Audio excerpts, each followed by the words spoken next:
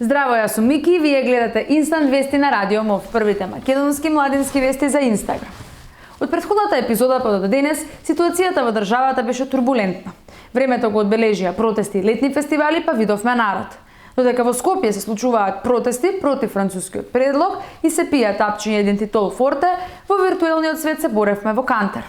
Младите се журкаа на Д-фест, а кај се младите, таму сме и ние. Па погледнете каква беше атмосферата на фестивалот. Изминатава недела ја одбележаа и протестите против францускиот предлог за кревање на бугарското вето за почеток на преговорите помеѓу Македонија и Европската унија. Некои од протестите ескалираа и резултираа со оштетување на институции каде се протестираше. Беа приведени демонстранти, а имаше и повредени полицајци. Исто така беа организирани и блокади на патиштата низ земјата, а протестите продолжуваат. Незадоволните граѓани и опозицијските партии тврдат дека со модификуваниот предлог се загрозува македонскиот јазик и идентитет. Функционери од македонската влада пак постојано ги негираат овие обвинувања и тврдат дека македонските национални позиции се зачувани.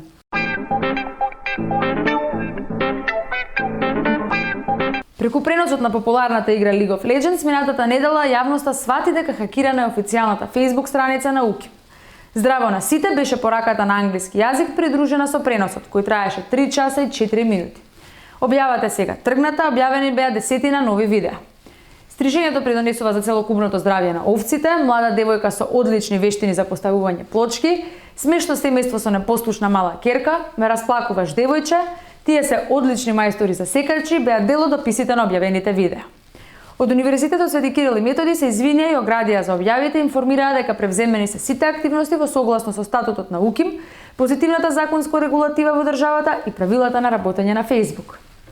Значи, не се смее, не е смешно. Ако сте тажни што поради распустот не можете да ја користите привилегијата бесплатно да го користите луксузниот скопски јавен превоз, ова е веста за вас. Мерката се изгласа по овој летен распуст околу 23.000 средношколци ќе може да го користат јавниот превоз бесплатно заради посетување дополнителна настава, часови по практична настава, како и за посета на културни, спортски или други активности. Од град Скопје известија дека бесплатниот превоз важи за сите ученици од задолжително средно образование во средните училишта под ингеренција на град Скопје, како и за оние што учат во државните средни училишта. Одлуката ја поздравија од Сојузот на средношколци.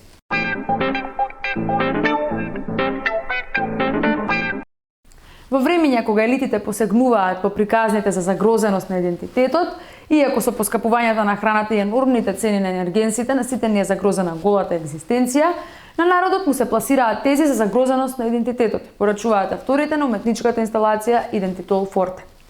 Центарот за современа уметност во Скопје направи акција на јавен простор, каде што го рекламираа лекот за јакнење на идентитетот.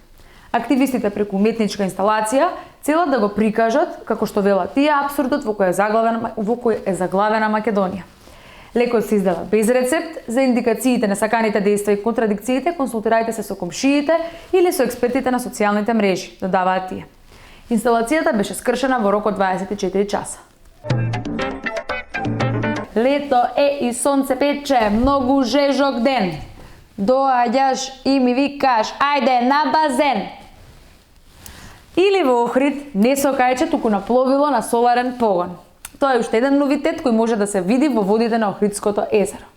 Средношколци од ОЕМУЦ Свети Наум Охридски од Охрид, заедно со нивните ментори, околу половина година работеле на идејата која победила на надпревар организиран од Фондот за иновации и технолошки развој. Со пловниот објект нема бучава и загадувањето за најстарото европско езеро, а токму од тука и потекнала идејата за изработка на пловилото.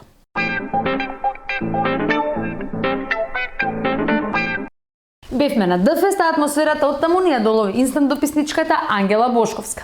Ангела, пукај! Кринч левел Мики. Здраво, јас сум Ангела, вашиот дописник со ова издание на Инстант вести. Во моментот се наоѓаме во Јујран на Д-фестивал, ова е последниот ден и што добро заврши изvedбата на хладно пиво, а чекаме на почеток крај.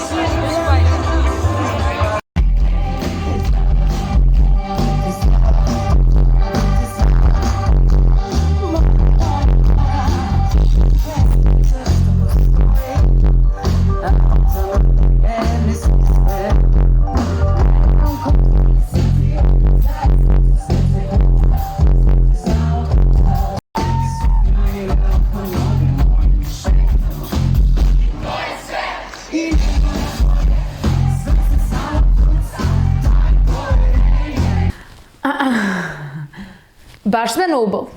Инаку на Радио МОВ достапно за читање интервјуто со Констракта, jer како што знате, уметница мора бити здрава.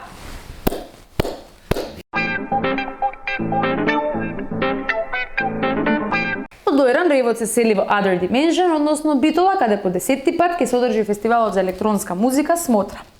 Со необичните локации, како запуштени објекти во поранешната касарна, старата чаршија, подземните гаражи, настанот цели да ја децентрализира електронската музичка сцена и да ги приближи младите до современите уметности.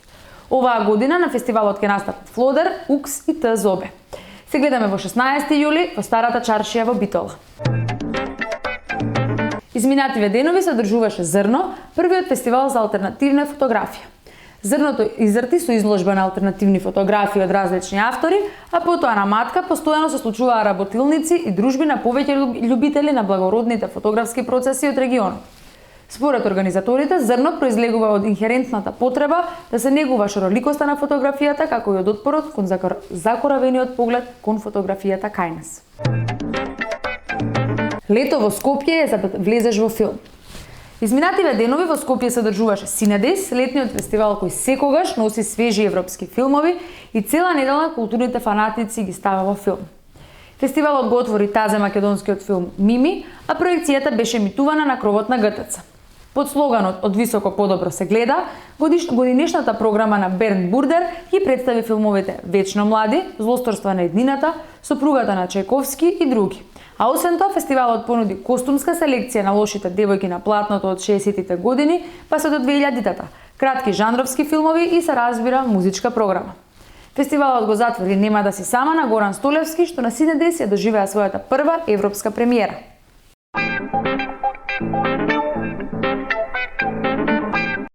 Ни тргна епизодава со вонземјаните, па нуркаме длабоко во зачинетата вонземска пропаганда со новиот, единствениот и првиот музички сингл Deep Dive на Панда Евтимов. Летото е скроз погодено за джемање, па уживајте во психоделиите.